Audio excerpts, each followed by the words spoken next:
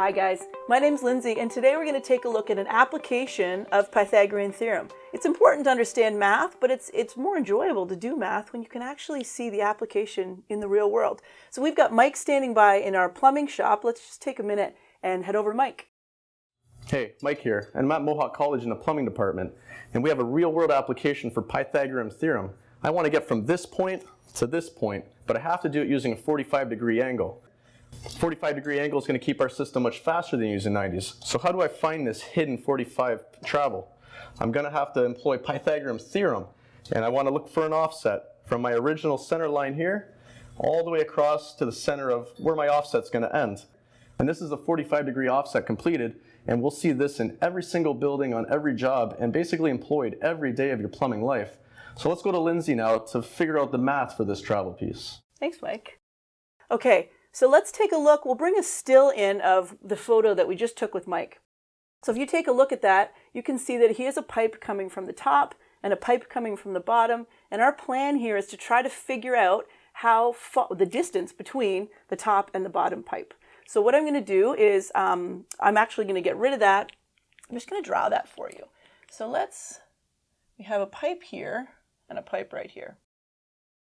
And we'll make sure that those are the centers of the pipe. So if the pipe was 2 inches wide, we'd come 1 inch in. We'd be right at the center of the pipe. So if we join those two center points of those pipes, that's what we're trying to find. We're trying to find this distance. But what we can do is we can actually create a right angle triangle. We'll put a little square in there so that we know that we're dealing with a right angle triangle. And now what we're looking for essentially is the hypotenuse of a right angle triangle. So I'll write that for you. Perfect.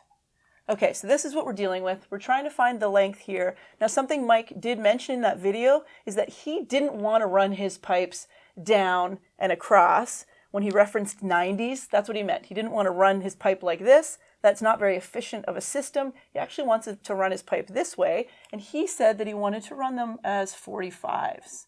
So what he meant was that he wants both of the angles in this triangle to both be 45-degree angles. So great. There's some information that we know about our triangle.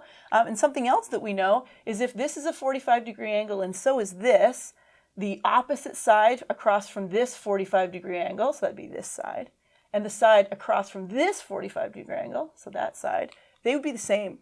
So in order to get 45-degree angles. So if you were to measure the system Mike was dealing with and you found that they weren't the same, you'd have to either lengthen or shorten one or both of the pipes in order to make those distances the same so we can have our 45-degree angles.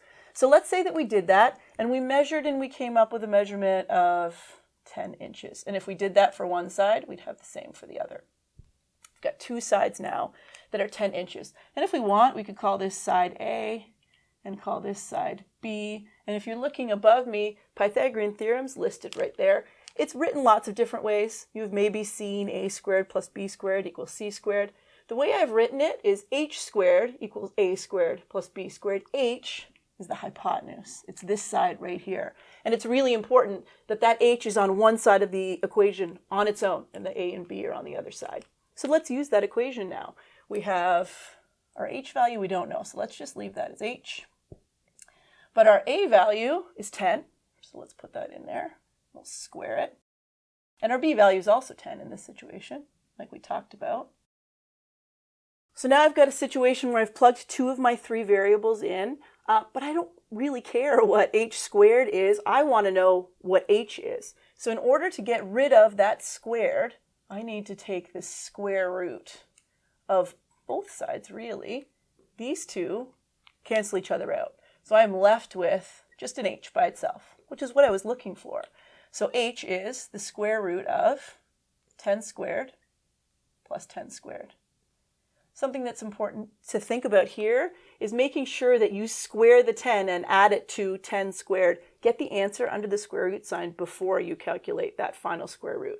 So when I do that, I get that h is the square root of 200, which now if I do in my calculator, that is about a little bit more than 14, so 14.1. So we'll call that a hypotenuse or a travel of 14.1 inches in Mike's system. So let's think about another example. Let's say that you are faced with the same situation. You want 45-degree angles. So again, your two sides are going to be the same. But this time, let's say that these two sides are 7 inches instead of 10. So why don't you take a minute? We'll bring that picture back in. And why don't you give it a shot and imagine that these two values are 7 instead of 10 and see what answer you come up with.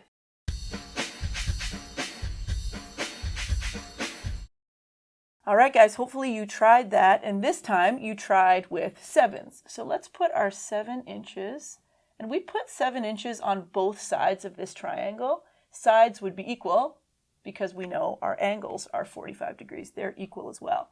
So we're going to use Pythagorean theorem again. And you know what? There's nothing wrong with skipping right to putting the square root sign over top of these two values and leaving the h without the squared. It's up to you, but there's nothing wrong with skipping that step. So I've got 7 squared under here, plus 7 squared. Now remember, you want to make sure that you deal with everything under the square root sign before you use the square root button on your calculator, because a square root's kind of like a bracket. So I would have the square root of 98 there. And then square root of 98, it's about 9.9.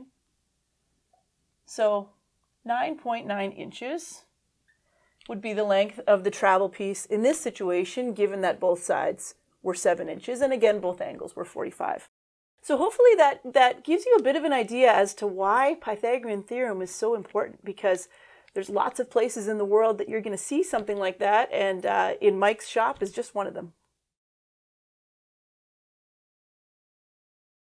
Hey guys, that was a really fun video to do. I love doing math videos, but I'm always stuck in the studio when people like Mike get to be in the shop. And you know where I would rather be right now? In the shop. Perfect.